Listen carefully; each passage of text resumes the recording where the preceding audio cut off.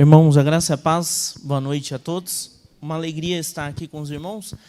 É sempre uma alegria e uma grande responsabilidade levar a palavra do Senhor Jesus, de nós estarmos aqui reunidos para glorificar o nome dEle. Esse é um grande privilégio e uma grande responsabilidade, principalmente quando nós falamos no nome de Jesus, porque o nome de Jesus é aquele que liberta, que transforma, que muda histórias.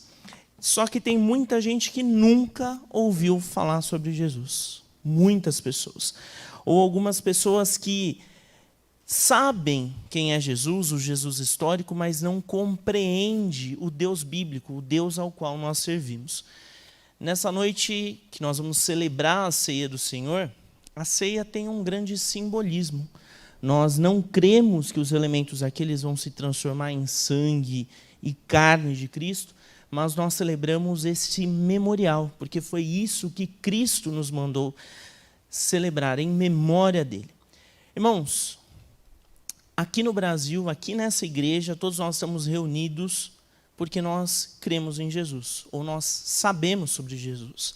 Tem uma pesquisa que foi feita recentemente pela Pew Research Center, que é um dos grandes centros de pesquisa de fé nos Estados Unidos, e essa pesquisa mostra que somente 27% dos cristãos europeus acreditam no Deus bíblico. 27%. O país, a região, o continente que já foi berço da reforma protestante, apenas 27% desses cristãos europeus creem completamente no Deus bíblico. Outros 38% creem em uma força superior. Alguém que está no controle, eles não sabem definir quem, e essa força superior que controla todas as coisas. Estudos como esses revelam quanto a Igreja de Cristo, que tem para si a responsabilidade de compartilhar o Evangelho de Cristo, ainda tem muitos desafios pela frente. A gente está falando de um continente super desenvolvido. Imagina aqui, onde nós estamos, na América Latina, qual é o grande desafio que a igreja também tem. Vale ressaltar que alguns dessas pessoas que se classificam como cristãs também têm uma visão ainda mais deturpada do que é a doutrina bíblica. Imagina só 27% creem no Deus bíblico. Mas quando a gente vai para os Estados Unidos, o país cujo desenvolvimento é baseado na Bíblia, inclusive a Bíblia faz parte da Constituição norte-americana, 69% dos cristãos norte-americanos, especialmente os católicos, eles creem que Jesus está presencialmente na ceia. Então, a partir do momento da consagração, os elementos da ceia são corpo e sangue de Cristo. Nós, como batistas tradicionais, nós não cremos assim. Essa tradição religiosa é chamada de transubstanciação. Sabe qual que é o problema disso? A Bíblia não aponta nessa direção. A Bíblia não nos dá margem para a compreensão de que esses elementos aqui são o corpo e o sangue de Cristo. E tem muita gente por aí que ainda vive com o dogma dessa ideia e crentes por aí com receio até de mastigar o pão, um elemento simbólico. E quando a gente vai para o catolicismo, isso é tão enraizado que aquilo que sobra da chamada Eucaristia é enterrado ainda.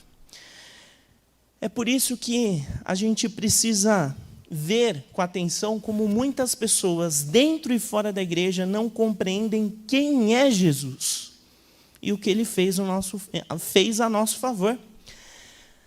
Irmãos, é claro que há todo um significado, um propósito no sacrifício de Cristo. E nós vamos meditar nessa noite num texto de João 19, que fala especificamente da morte de Cristo.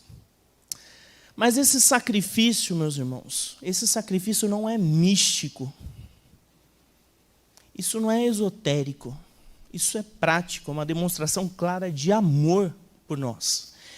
E o texto bíblico sobre o qual nós meditaremos nessa noite é a base da nossa fé cristã.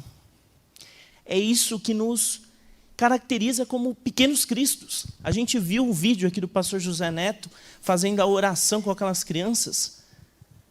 A oração passa pela seguinte ideia: eu reconheço que eu sou pecador e eu sei que Cristo morreu no meu lugar, mas Cristo ressuscitou.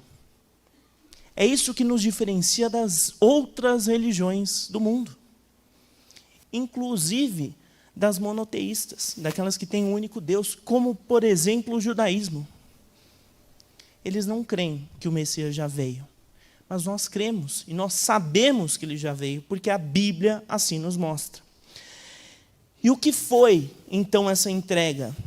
A entrega de Jesus foi um gesto de reconexão. Nós estávamos perdidos nos nossos delitos e pecados, nós merecíamos o inferno, e nós ainda merecemos o inferno, mas a graça de Cristo nos alcançou, e é por isso que nós temos um caminho aberto para voltar aos braços do Pai. É por Cristo que é aberto um caminho à humanidade, para que a humanidade volte a Deus. Aqueles que reconhecem o sacrifício, então, de Jesus e têm a Jesus no seu coração todo o tempo, essas pessoas não precisam compreender esses elementos como corpo e sangue, porque essas pessoas têm o próprio Cristo no coração. Nós vivemos com Cristo, nós estamos em Cristo. Cristo nos acompanha, Cristo habita em nossas vidas. A gente não precisa crer nessa teoria, porque Jesus está conosco. E quando a gente olha esse texto, e nós já meditamos esse texto muitas e muitas vezes. Eu, inclusive, prego esse texto pela segunda vez aqui nessa igreja. Mas por que é importante que nós meditemos em João 19, 28 a 33, que é o texto dessa noite? A Bíblia como um todo, de Gênesis a Apocalipse, traz lições importantes para o nosso crescimento espiritual, crescimento na fé. Mas aqui resume a nossa crença de que o nosso Deus é Deus vivo, que o nosso Deus não foi segurado por uma sepultura. Quando a gente vai para João 20, que é o texto do nosso próximo culto, a gente tem ali a melhor notícia de todos os tempos: Cristo ressuscitou. Mas esse texto dessa noite é importante porque ele fala da morte de Jesus. E por que é importante que nós meditemos, reflitamos sobre a morte de Jesus? Porque ele nos aponta um grande sacrifício, uma grande entrega que Deus fez em nosso favor, miseráveis pecadores. Vamos ler então João 19, de 28 a 33. Diz assim, eu leio na Nova Versão Transformadora: Jesus sabia que a sua missão havia terminado e, para cumprir as Escrituras, disse: eu estou com sede. Havia ali uma vasilha com vinagre, de modo que ensoparam uma esponja no vinagre e a colocaram na ponta de um caniço de sopo, e ergueram até os lábios de Jesus. Depois de prová-la, Jesus disse: está consumado. Então inclinou a cabeça e entregou o Espírito. 31. Era dia da preparação e os líderes judeus não queriam que os corpos ficassem pendurados ali até o dia seguinte, que seria um sábado muito especial, antecedia a Páscoa. Por isso que pediram a Pilatos que mandasse quebrar as pernas dos crucificados e removê-los. Assim os soldados vieram e quebraram as pernas dos 2 homens crucificados com Jesus. Mas quando chegaram a Jesus, viram que ele já estava morto e, portanto, não quebraram as suas pernas. Senhor Deus bendito, fala conosco, Senhor, nessa noite, que seja o teu Santo Espírito a ministrar aos nossos corações, que o Senhor haja livremente, Senhor, quebrando barreiras, nos constrangendo com o teu amor. Essa é a minha oração em nome de Jesus. Amém. Amém. Irmãos, nesse trecho nós vemos claramente as 2 naturezas de Jesus. A gente vê o Jesus plenamente Deus. Por quê? Porque Cristo, como a Bíblia diz, tinha plena consciência de que a sua missão havia sido encerrada na terra. E a natureza humana. Mas por que humana? A Bíblia diz que Jesus teve sede. Sede. Uma característica de criação. Há uma fragilidade. Eu não sei se os irmãos já tiveram a oportunidade de ver esses programas que são muito moda agora, né? Daquelas pessoas que são largadas em algum lugar, normalmente no meio de uma floresta ou de uma selva, essas pessoas enfrentam frio, calor, animais. Quando essas pessoas chegam lá nos lugares onde elas são deixadas, a primeira coisa que elas fazem é procurar água. Por quê? Porque a água é a base da subsistência. A partir deles acharem a água é que eles vão construir um abrigo ou buscar alimento. A água é vital. E aqui Cristo ficou pendurado horas na cruz. Vamos imaginar a situação de Jesus. Isso significa um longo e doloroso processo de desidratação. Se a gente fica algumas horas sem beber água, como eu hoje, por exemplo, então eu recomendo aos irmãos que bebam água, vocês vão ficar com dor de cabeça. Imagine Cristo, que ficou horas na cruz, pendurado, num avançado estágio de desidratação. Então, ao sofrer com a desidratação, nós vemos Cristo, o modelo perfeito de humanidade, se compadecendo de nós. Por quê? Porque ele reconhece cada uma das nossas fragilidades, das nossas necessidades, até a mais básica de todas, que é a questão da sede. Cristo teve sede. Uma coisa muito interessante, se nós voltarmos a algumas páginas do Evangelho de João e analisarmos os outros 3 evangelhos, a gente vai entender que nas últimas 24 horas de Jesus, ele cumpriu pelo menos 20 profecias do Antigo Testamento. Isso é muito interessante, porque o Antigo Testamento diz que ele seria vendido, que ele seria traído, seria abandonado pelos seus, de que as suas mãos e os seus pés seriam transpassados. E aqui em João 19, 28, que nós lemos, há um cumprimento da profecia do Salmo 69, 21, que diz assim: em vez disso, oferecem vinagre para matar a minha sede. É exatamente isso que acontece. Os soldados romanos ensoparam uma esponja com vinagre na ponta de um caniço e ergueram até os lábios de Jesus. É claro que o vinagre naquela época não é igual aquele que a gente tem esquecido lá na porta da geladeira para temperar a nossa salada. Era uma espécie de um vinho, uma bebida energética, muito consumida pelos soldados romanos, porque isso fazia com que eles tirassem força de onde eles sequer tinham. E a gente vê que isso é providencial, porque depois que esse caniço foi elevado até os lábios de Jesus, ele ainda falou. Ele falou uma frase muito importante, que concretiza um plano fundamental preparado pelo Senhor. Alguns vão dizer que essa foi uma atitude de zombaria. Pode ser. Há algumas correntes que compreendem dessa forma. Ali eu vejo que foi uma forma da sede de Jesus ser de fato saciada. Porque a gente sabe que, e já foi falado aqui muitas e muitas vezes em muitos sermões, a morte de cruz era a coisa mais vergonhosa que havia na época, a coisa mais humilhante. E Jesus, plenamente Deus, se deixou entregar em uma cruz. Por quê? Porque ele é um modelo perfeito que nos ensina como a humanidade pode caminhar para Deus. É por isso que o apóstolo Paulo vai dizer lá num texto muito conhecido, Filipenses 2, versículos 6 e 7, embora sendo Deus, não considerou ser igual a Deus fosse algo que devesse se apegar. Ou seja, Jesus não se prendeu ao fato de ser plenamente Deus. Em vez disso, esvaziou a si mesmo. Assumiu a posição de escravo e nasceu como humano. Qual outro Deus na história dessas religiões mundiais mandou o seu próprio filho em favor dos seus?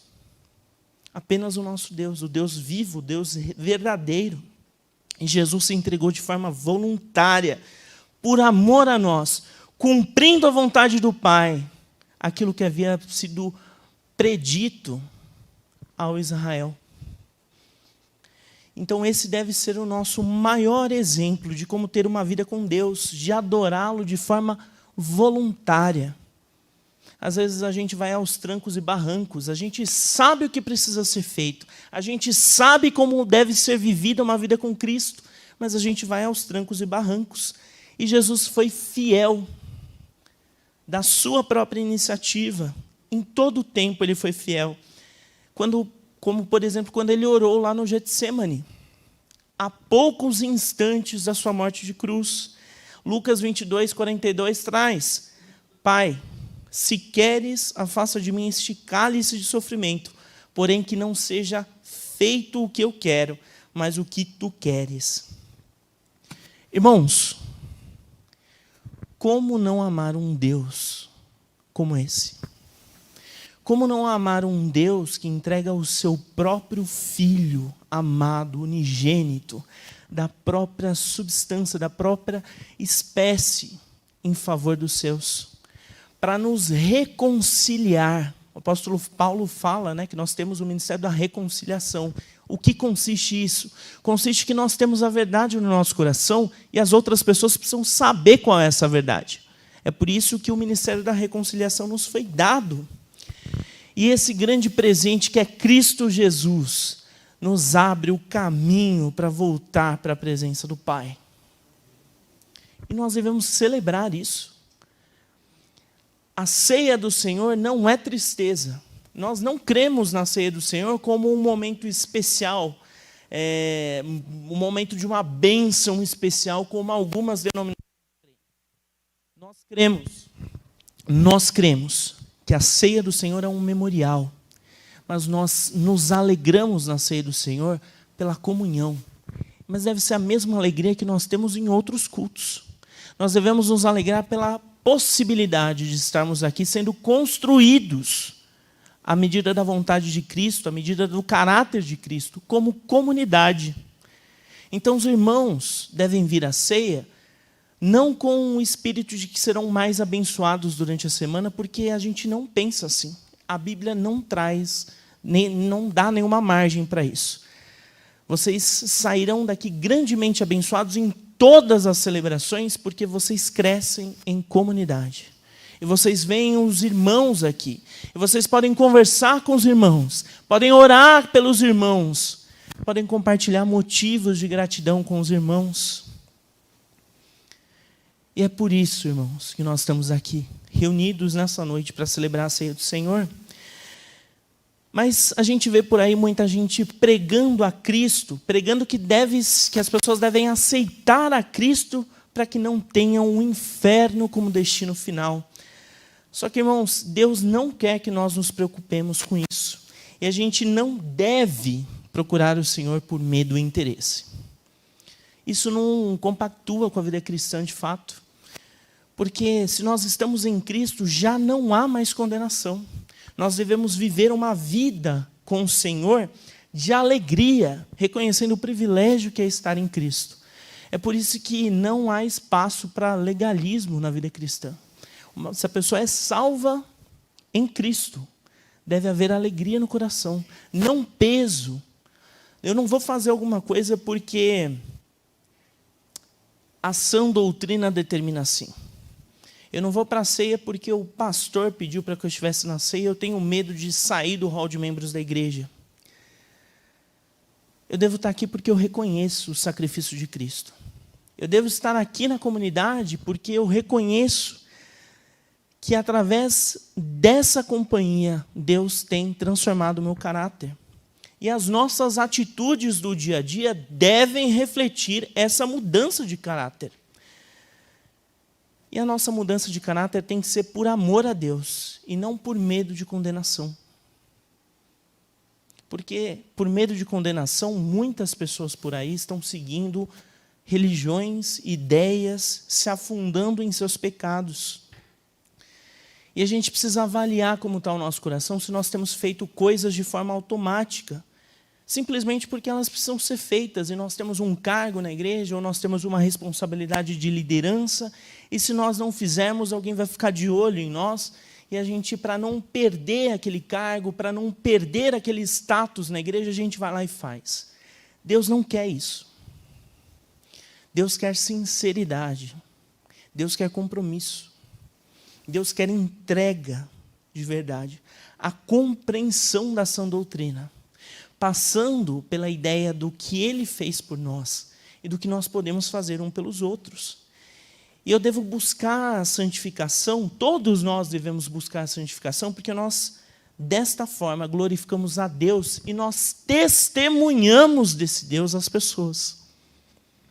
Por isso a importância do testemunho, das pessoas verem mudanças, transformações tão significativas nas nossas vidas, que essas pessoas parem, que elas sejam chocadas, colocadas contra a parede e reconheçam, olha, essa pessoa foi tão profundamente transformada que apenas Deus poderia realizar isso.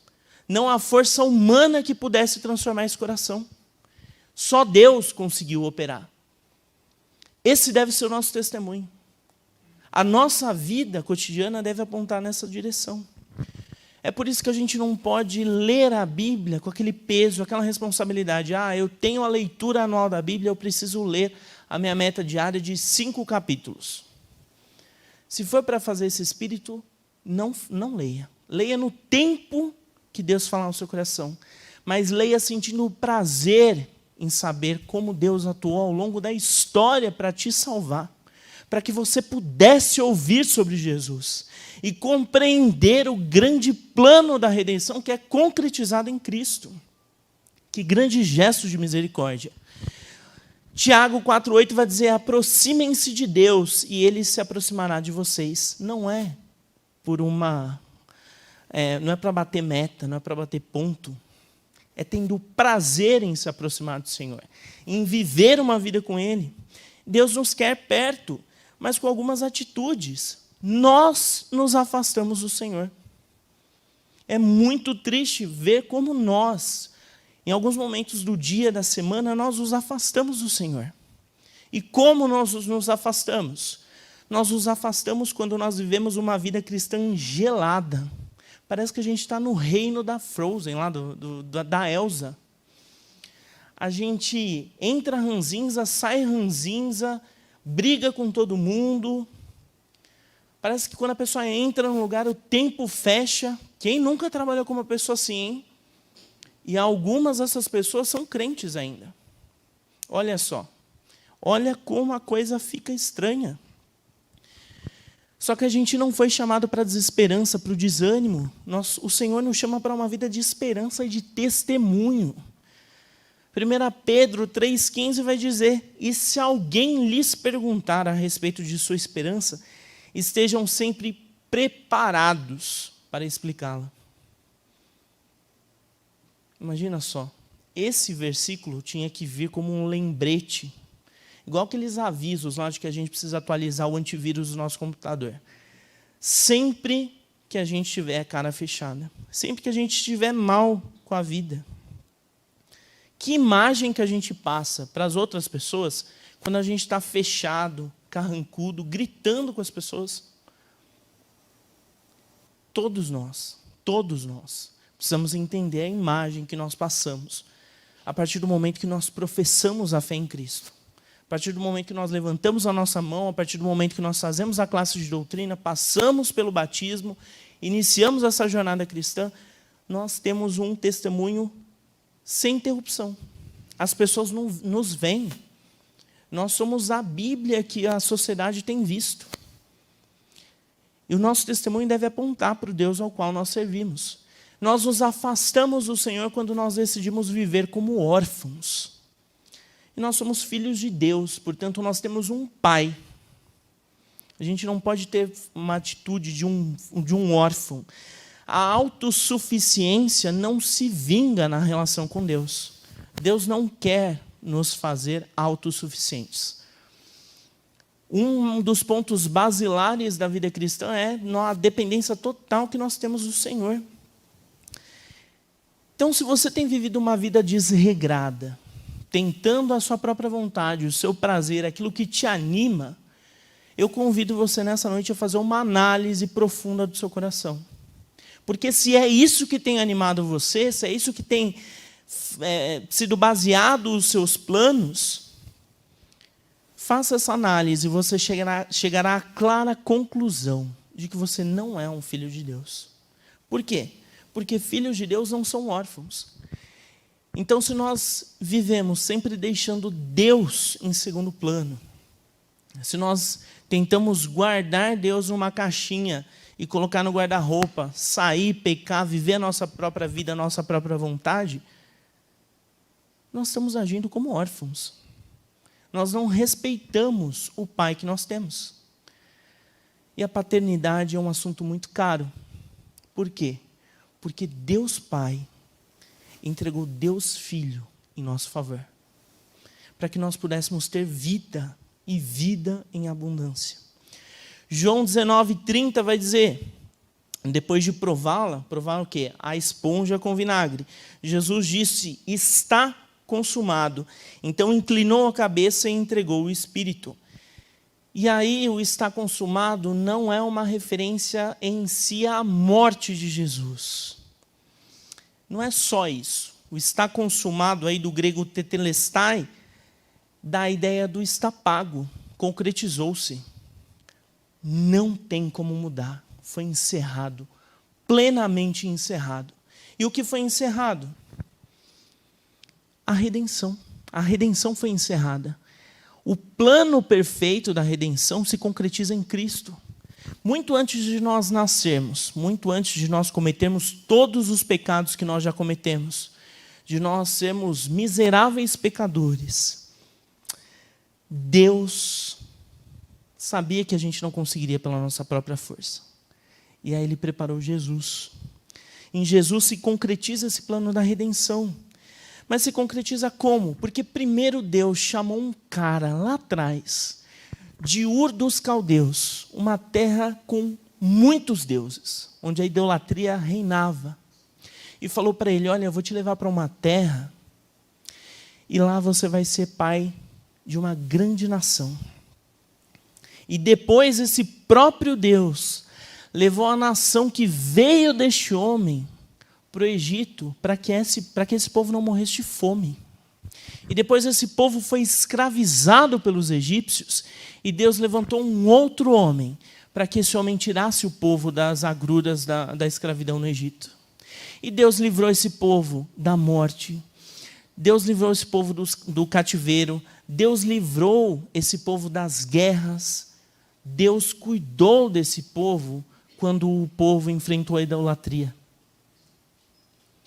Para quê? Para que desse povo viesse o Messias. Só que este povo não reconheceu o Messias. Este povo não reconheceu o Messias. Quando nós olhamos a história mostra a ação perfeita de Deus em favor de seu povo. Está consumado, portanto, é o plano perfeito da redenção. Aquele plano que a gente anuncia quando a gente vai no impacto. Mas que a gente precisa lembrar todos os dias que ele foi feito em nosso favor. As cores, a gente precisa visitar todos os dias. A gente precisa relembrar todos os dias a grande ação de Deus. Porque Cristo não é uma ideia mística. Eu falo mais uma vez sobre isso, porque tem muito pastor de púlpito pregando um Cristo meio esotérico. Só que a Bíblia não é horóscopo. Então você não precisa ir lá vendo qual é a sua porção bíblica do dia. Não leia a Bíblia dessa forma, leia a Bíblia com sabedoria. Sabedoria. A Bíblia não é um livro de ficção, não é um romance. A Bíblia é palavra de Deus. Isso tem um grande peso. E é uma responsabilidade para nós entendermos essa mensagem. Cristo não é só uma figura histórica, e tem muita gente por aí falando do Jesus histórico. Eu não estou dizendo que não se pode estudar, mas Cristo não é simplesmente um objeto de estudo. Nós aqui não somos acadêmicos, a gente não precisa ver só o Jesus histórico, nós precisamos compreender Cristo como Deus e o que Ele fez em nosso favor. Ele consumou, Ele pagou com o próprio sangue a nossa liberdade. A nossa liberdade do que? Da ira de Deus, porque nós seríamos consumidos, destruídos, aniquilados. Mas em Cristo nós temos salvação. Em Cristo nós temos salvação. E é por isso que hoje nós celebramos a ceia. E eu te convido a vivenciar esse momento com o coração grato a Deus. Grato a Deus pelo gesto de Cristo. Porque este foi o antídoto perfeito preparado por Deus para que nós não morrêssemos com o veneno do nosso pecado. Tem muita gente por aí morrendo com o veneno do próprio pecado. E o antídoto já nos foi dado. É palavra de Deus, é Cristo. Aqui estão pão e suco de uva. São um simbolismo desse sacrifício. Para nós é um memorial. E por que é importante que nós lembremos que é um memorial? Porque a nossa natureza humana sempre nos faz esquecer das coisas. Sempre nos faz deixar de lado algumas coisas. E é por isso que a orientação é: façam isso em memória de mim. Sempre. Por quê? Porque sempre lembraremos e valorizaremos esse grande gesto de Jesus. Deve estar vivo nas nossas mentes, para que nós sejamos confrontados pela nossa condição pecaminosa, porque todos nós aqui pecamos. Quem disser que não peca, está pecando, porque está mentindo. A Bíblia diz isso. E nós sempre falamos que nós somos indignos. Pela nossa própria força, nós não poderíamos estar aqui, celebrando, vivenciando esse momento. Mas a ceia do Senhor é sempre um convite ao arrependimento. Porque já tem muita gente para acusar os seus erros. O diabo sempre vai nos acusar. Vai nos apontar a nossa fragilidade, os nossos erros. Mas nós temos a possibilidade de voltarmos ao Senhor, os nossos olhos ao Senhor, porque Cristo não nos acusa. Cristo nos resgata. Mas a gente precisa ter em mente também que Ele julgará vivos e mortos. E aqueles que não reconhecem a sua condição pecaminosa já constroem hoje o seu destino final, que é a condenação eterna. E a condenação eterna, o mais terrível, não deveria só ser a ideia do sofrimento. O mais terrível da condenação eterna é que nós estaremos afastados, se não crermos em Jesus, eternamente do Senhor. Essa é a pior condenação que alguém pode ter. Então, se você nessa noite está sofrendo, saiba que Cristo já sofreu o castigo por você. Você não precisa ficar preso mais no seu pecado. Confesse e abandone. Você alcançará a misericórdia. Isso é bíblico. Não é nova versão Lucas Meloni. Isso aí é bíblico. Confessa, abandona e alcançará a misericórdia. Está consumado, irmãos. Cristo nos guarda nele. Mas voltando a um ponto importante, porque é importante que nós lembremos, nós estudemos a morte de Cristo. Porque apenas Cristo, que é Deus, pode vencer a morte. Ele entregou o seu Espírito temporariamente, mas no capítulo 20 a gente sabe que ele ressuscitou. Nenhuma outra divindade na história passou por isso. Nós estamos aqui hoje louvando, celebrando, engrandecendo aquele que vivo está, assentado à direita de Deus Pai. Cristo morreu, mas ressuscitou. Quando a gente vê lá no final do capítulo 19, a gente tem dois personagens muito significativos dentro dessa compreensão. José de Arimateia, um homem muito rico, que seguia Jesus provavelmente às escondidas, e Nicodemos, aquele que conversa com Jesus lá em João 3.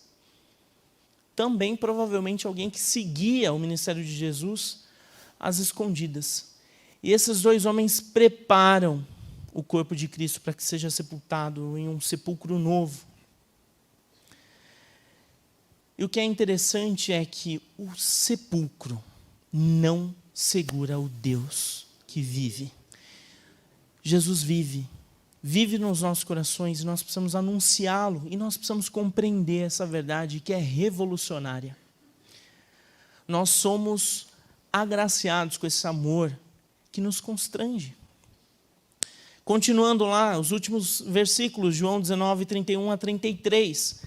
Era o dia da preparação, e os líderes judeus não queriam que os corpos ficassem pendurados ali até o dia seguinte, que seria um sábado muito especial. Por isso pediram a Pilatos que mandasse quebrar as pernas dos crucificados e removê-los. Assim os soldados vieram e quebraram as pernas dos 2 homens crucificados com Jesus, mas quando chegaram a Jesus, viram que ele já estava morto, e portanto não quebraram as suas pernas. Olha como não conhecer a Deus nos faz errar na vida. Aqueles judeus que eram muito sábios, conhecedores da lei e das profecias no Antigo Testamento, porque a escritura sagrada para os judeus era o Antigo Testamento, eles haviam acabado de mandar o Filho do Homem para a morte em uma cruz. Era Shabat e era proibido sepultamentos nessa data. Se aproximava o sábado, né? Então se aproximava o Shabat. Além disso, de ser um dia de descanso, a gente está falando ali às vésperas da Páscoa, com um significado todo especial. O significado da libertação do povo lá do cativeiro, lá da escravidão no Egito. Para não permitir que essa lei fosse descumprida, os líderes judeus decidiram então quebrar a perna daqueles que estavam crucificados. Uma atitude legalista. Aquelas pessoas que conheciam as profecias não compreendiam que as últimas 24 horas de Cristo representavam o cumprimento de dezenas de profecias que eles cresciam aprendendo. Cresciam aprendendo. E talvez nós estejamos agindo em algumas áreas com a ideia de que nós estamos certos, cumprindo aquilo que seria a vontade de Deus. Mas nós não estamos. Estamos errando em várias áreas. Estamos cegos espiritualmente.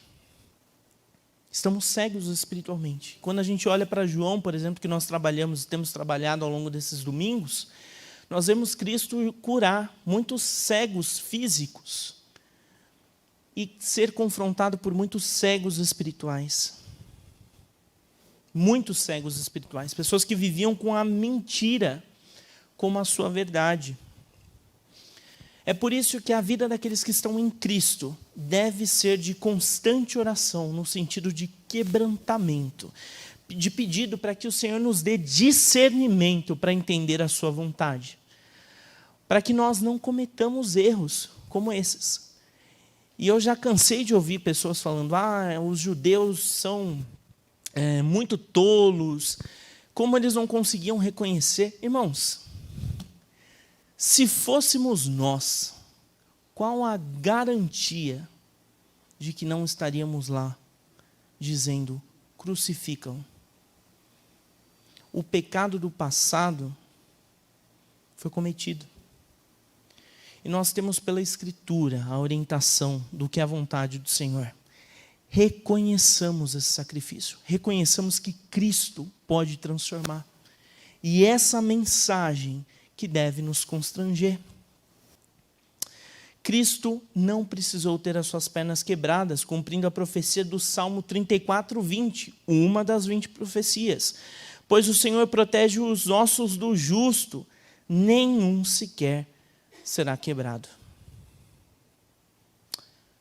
Cristo não está sepultado. O sepulcro está vazio. Logo mais nós celebraremos isso